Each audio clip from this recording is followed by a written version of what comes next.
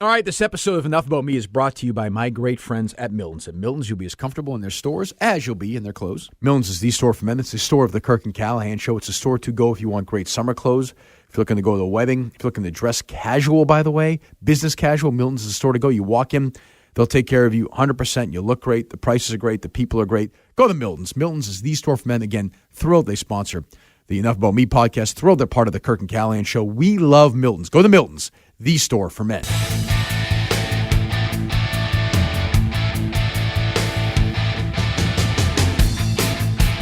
All right, so I'm actually taping this, the first podcast in a while. We've been working on another long-form sort of podcast project that we hope to get out in the next couple of weeks. Still working on it. Should be pretty interesting if and when, if is significant, and when is significant as well, when it comes out. So I'm actually taping this before the show on Friday, May 22nd. It is just after 5 in the morning. In this, not my regular podcast studio. Ken's working on some stuff before the show.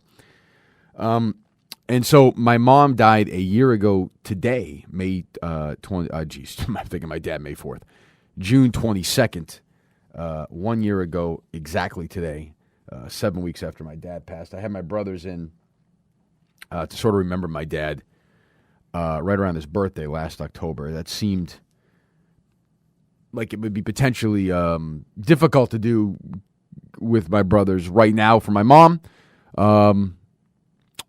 Maybe it wouldn't have been, I don't know. Things seemed a little more tense now than in October, but maybe I'm wrong. But anyway, I wanted to kind of remember my mom on the year anniversary of her passing, if only because so many people, especially recently, have sort of checked in and asked about her and so much they were thinking about her.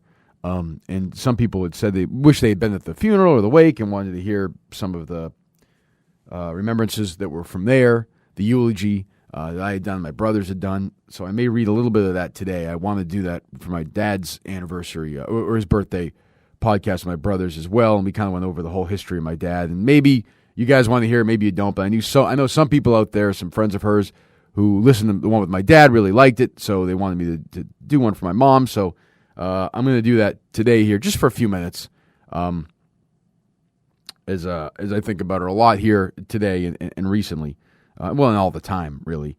And, I remember when they both passed, I got so many emails, so many people were so nice and said they had, it helped them, I guess, that their parents had just passed. Not me, but just sort of, knowing that other people go through it, and obviously they do, and mine was a little unusual, but maybe not. I don't know.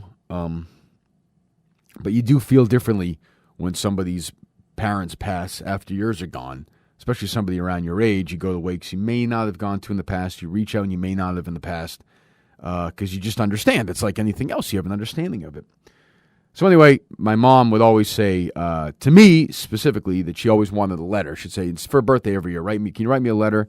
She just wanted to be told all the time that she was loved. She was needy in that way, and it wasn't in a bad way. It was just the way that she was. And I never did it, and I felt bad. And the closest I came was a eulogy, which seemed cruel, given where I think she is or isn't. Once you pass religiously, I guess. But I worked hard on the one for my dad. The eulogy for my dad really broke me in half. I remember Jerry saying it on the air. I listened. He said it's the hardest thing you have to do is remember, I think, your dad even more than your mom, because your dad would be judging you if he was sitting there, especially my dad. My mom, it wouldn't have mattered what I'd done. She would have been so happy. She would have been crying from the start. I should have written it, before. I should have written it when she was, alive. So I feel bad about that. But, yeah. So, I mean, again, the people who are listening who, love her and knew her know that she's the kind of person who always wanted you to be happy, even if it meant she wasn't happy. She was always concerned, and I mean until the very end, she was always concerned about what other people thought. When she was finally done and decided she didn't want to do this last treatment, and this was, I don't know, her fourth or fifth different one, my mom had pancreatic cancer. She was diagnosed February 5th, 2016. And, we were told, a few months, expect a few months, and stage 4 pancreatic cancer is about the worst one you can get. So we readied ourselves for a few months. The first few months were horrendous. She went through this terrible treatment she hated, and we went to the doctor and said it's actually getting worse. So at that point, we sat in that room and thought, well, we're done here. This is going to be a few more weeks. This is unbelievable. My dad's sitting there. He is very sick.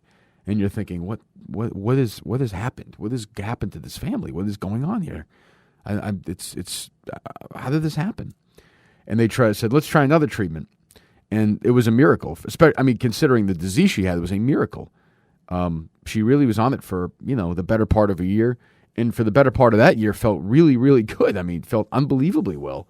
And then my dad passed, and then we found out that treatment wasn't working anymore. She tried another one, and she hated it. It wasn't even so much her stomach; it was her legs. Her legs. If you saw her legs, you wouldn't believe it. They were purple and bruised and so thin she had lost so much weight. By the time she passed, I'm sure she was not 100 pounds. And she couldn't walk, and she was in so much pain, and she hated the medicine. And my dad was gone, and she felt terrible. And I talked to her I saw her during the day, and then at night, one night we were talking to her on FaceTime, and my cousin was staying with her. She looked gray. She looked terrible. And she said, I want to go in tomorrow and tell Dr. Wolpen at Dana-Farber. She started at Mass General with Dr. Murphy, who was fantastic, and then went to Dana-Farber with Dr. Wolpen, who was really good also. And she said, I just want to tell him I don't want to do this anymore. I'm in too much pain. And she knew by saying that she was done. This was a Tuesday night. And I said, of course, okay. And we went in the next day, and she sat there, and she was already on a lot of pain medication, so she was sort of in and out of it. But I remember Dr. Wolpen talking and talking about how, we'll see how it goes when we get our scans and see if it's working. And my mom's kind of nodding, but also falling asleep. And I knew that she didn't want to do this. And I said to Dr. Wolpen, I think my mom's afraid to tell you that she doesn't want to do this anymore because she thinks she's going to disappoint you. And she did, and she started sort of crying. And Dr. Wolpen, who was a really good doctor, a very nice guy, but is a scientist, more of a numbers guy, I think, more than a personalized doctor, I guess, or I don't know what I mean. Sort of, I saw him for the first time, sort of crack a little bit in the facade, and he felt terrible. And he said, "You've done so much," and she did. I think this experimental treatment she had done had been so successful before that I think, they weren't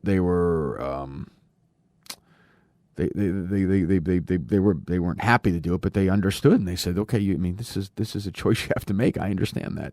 And he felt terrible that she was going through this pain and didn't tell him as much. She, that's the way she was. It's just the way she was. And she was done, and we went in the car and brought her home and brought her upstairs to her room, and she never left that room again for a week. She never left the room again. She died in that room. We were in there for a week, sort of with home hospice, going back and forth, and she drifted in and out for the last few days of that, and that was really it. But she fought it so unbelievably well. It's incredible she did that. I'm just looking at the eulogy here. I wrote, my mom, and this is true, had a historically low tolerance for pain. I remember she got braces as an adult and would spend days in bed crying after they were tightened, and that's true. That is true. So when she got diagnosed with the stage 4 pancreatic cancer, we thought it was going to be 3 weeks and she'd give up, and I did. I remember saying that to my brothers, given my dad was sick, given her own, she was not a good patient in the past. So I thought she'd be, it was February, I thought she'd be gone by April and would be dealing with my dad, which would be a whole nother situation. But it turns out she was the toughest person I ever met in my life. She never gave up, ever. Like I said, horrible side effects in the first trial, which failed. Her tumor grew. She didn't give up. The average life expectancy for stage 4 pancreatic cancer is about 5 months. 4 and 5 don't make it a year. She made it 16 months. And if you saw her at my dad's wake, and some people listening may have, she was incredible, full of energy, vibrant, fighting. That's how she was until the last couple of weeks. Fighting was just too much. It was inspirational. I'm so proud of her. Still am. And I cannot believe how hard she fought. So, again, I'm not going to read too much from this stuff because I think, some of it's personal. Some of it's for people who really knew her. But, and those who are listening, especially the people in Nova Scotia I know who weren't able to make it, and relatives from all over the country weren't able to make it, have asked me, not 3,000 requests, but a bunch, can you send it, or is there any video of it? And I've been remiss in doing that. maybe I should have. It's just, not so easy to do. But like I said, I'm not going to spend 40 minutes on this. It's just been thinking about her a lot, even more than usual the last week or two. And I feel terrible for people who don't have their parents, and now I totally understand. And it's sort of embarrassing that I wasn't better in the past when people's parents died, and you said, "Oh, geez," you felt bad, and then you kind of moved on. You didn't think what they were going through, but it's crazy. It's just crazy. It's crazy how much you miss them. It's crazy how much you think about them. It's crazy how upset you get at random times. It's crazy that even when times are good, like yesterday, Kate graduated from grammar school, which was awesome. Great to see her. She was beautiful and proud, and she's the greatest girl in the world. And you're thrilled. You're so happy for her. But then you see other grandparents there, and you think, geez, mom and dad would be here for sure. My mom would be so excited. My dad would be so happy. And they don't get to see it. And then you realize there's nothing you can do about it. To some extent, you have to suck it up and move on. Even the week before, I coached Kate's softball team. We won the championship. It was awesome. It was a great day. And my dad would have been keeping score for the team for sure, helping out. My mom would be there rooting him on, like she always did. Like I wrote in this eulogy, she went to, this is true, she went to almost every game we played and would always cheer for both teams. She never bothered to learn the rules and really didn't care who won or lost. She was happy when we were happy and sad for us when we lost. And she was really, I think, one of the 5 worst athletes the country's ever produced. It was amazing watching her, how unathletic she was. You'd hand her a golf club, and she'd swing it upside down. She'd dribble a basketball like backwards with the wrong side of the hand hitting it. Remember, she signed up for 6 tennis lessons because I played tennis as a kid, and she wanted to play with me. So she signed up for 6 tennis lessons. This is somewhere in like the mid to late 80s. At the indoor courts, right at like the Winchester-Woburn line. And this guy, Ira, was her instructor. Nice kid. I remember shooting hoops outside. We had a long driveway, and this little car pulling up the driveway, getting out. It was Ira, and my mom wasn't home. And he said, "Can you just take this?" And he gave me the check back that my mom gave him. He said, "I can't take it." It was hopeless. She wasn't even able to play tennis. He felt awful. He couldn't take her money, he said, because she was so nice. So, that is true. But, yeah, she loved her friends and the trips they took every year. She loved going back to Nova Scotia. She really did. And they would eat seaweed and sit around and talk all day to her cousins. I know they miss her. She misses them so much. She loved to cry at movies, any movie, any dumb movie. She loved Danielle Steele books. We'd make fun of her. And her role was really in our lives as kids was she would take the bullets because we were terrified of my dad. So my mom would take the bullets.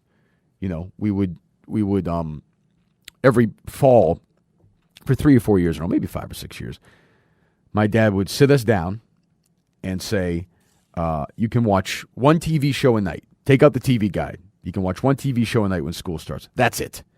So we'd go through the list, and I'd have to pick between Night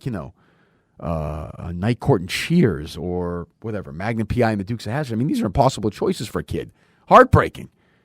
And we'd do it. My dad would sit there and he'd print it out and he'd put it on the fridge and say, there it is. And he'd do a check mark. And meanwhile, he'd be working like crazy. And my mom would sit there and let us watch TV, 3-4 shows a night. And you'd hear the garage door open and she'd turn off the TV, would sprint up the stairs and pretend we were in bed. He probably knew. But that's what she did. That was her role. She was the good cop to the bad cop. I had so many friends who said that they loved my mom and were terrified of my dad. That was sort of the reoccurring theme of my youth also, until I got a little older and realized my dad was just trying to do what he thought was best. But that was it. I mean, my mom was the nicest person I have ever met in my entire life. Literally the nicest person I've ever met in my entire life. Obviously, that was handed down to me, and I carry that on today. But she really was. I mean, she was so nice, you almost got upset at her for being nice. You would say to her, because she would try and please everybody and please nobody, you'd say, Mom, stop. Just what do you want? Are you mad at this person? Tell them you're mad at this person. Don't tell me you're mad at them and then act like you're nice to them. Be honest. Be nice to them. And you'd get mad at her for being so nice. I mean, it's true. But, I mean, she was the greatest. She's the best mom you could ever have in your life. She was the best grandmother you could ever have. And that's what she loved, I think, the most, was being a grandmother. That was it. That's all she wanted. She wanted grandkids, and she got them. She got 6 of them, 6 great ones. and started with Kate. And when we got the, and I'll just read this from and this is now the portion of the show podcast that will get mocked relentlessly. My guess for history on my show is when I read this, because a chance of me getting through this is about 0%. So Kate's adopted. When we got the call to go to Sioux City in February of 2007 to adopt this little girl who was just a couple of days away from being born. When we finally got the call, hey, let's go. We knew who we wanted to have with us, and that was my mom. So we got off the plane to Omaha. There she was, 50 bags full of baby clothes. She was waiting and waiting and waiting to be a grandmother. And it was scary. We had we'd been burned a few times in the process before. So, as the three of us, Christine, me, and my mom, sat in the waiting room at St. Luke's Regional Medical Center that morning and early afternoon of February 12th, we were scared. My mom was, ironically, the one who was afraid, I think, to try and be comforting sometimes, almost because you'd get mad at her in a situation like that. You'd say, you don't know. But she kept saying, don't worry, it's going to be all right. You're going to get her. She's going to be yours. And that afternoon, the nurse brought her out, and that was it. She was ours. The three of us held her and cried and couldn't believe how perfect she was. It was and remains to this moment, as much as I love Harry, and I do love Harry as much as I love Kate, it's a tie. The moment when the nurse handed Kate to us remains the greatest moment of my life. It will always be the greatest moment of my life. And my mom was right there for it. So, Iowa has, adoption laws. And one of them is, or was, I don't know, this. Only the parents, the adoptive parents, are allowed in the nursery. And we weren't allowed to have Kate in a room for the first 48 hours, which is, I think, a reasonable law. You're just the birth mother, who is great. Kate's birth mother is fantastic. But she was trying to figure out, she was doing her thing when she was with Kate and she was still in the hospital. And it was not awkward because of how wonderful she is and her family is, but it can be, I'm sure, an awkward situation. We were lucky that it's not for us. So my mom, after that first encounter with Kate, and all she wanted to do was hold Kate and see her, couldn't touch her for 2 days, torture for her. Perfect for me, of course. I'd take pictures of her with her face pressed against the wall and trying to get this relationship with a one-day-old. Well, she got out of the hospital, and we had to spend a couple nights at the Best Western at Sioux City. I had to stay in the state for a couple of weeks. And my mom was just thrilled, and they became great friends, best friends. Trips all around the world, drawing together, watching movies, cooking, goofing around. I mean, they had this bond, and even when my mom was sick, they had that bond. And I think,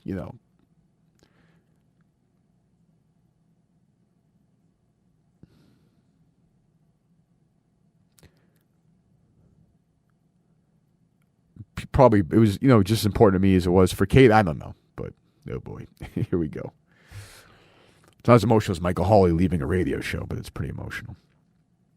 Anyway, I think it's a definition of unfair. And listen, there's things in life that are a lot more cruel. People who die much younger. My mom was 66, but I don't give a shit. It's still cruel. That the other grandkids, the other 5, including Harry, will have absolutely no memory of my mom, other than pictures and videos, but they won't have any real, tangible memories of this person who should have been there until their 80s and watched them go to graduate high school and college and get married, maybe have kids of their own. And that was yanked away, and that's literally all she wanted. She was so happy. She was all set for the last,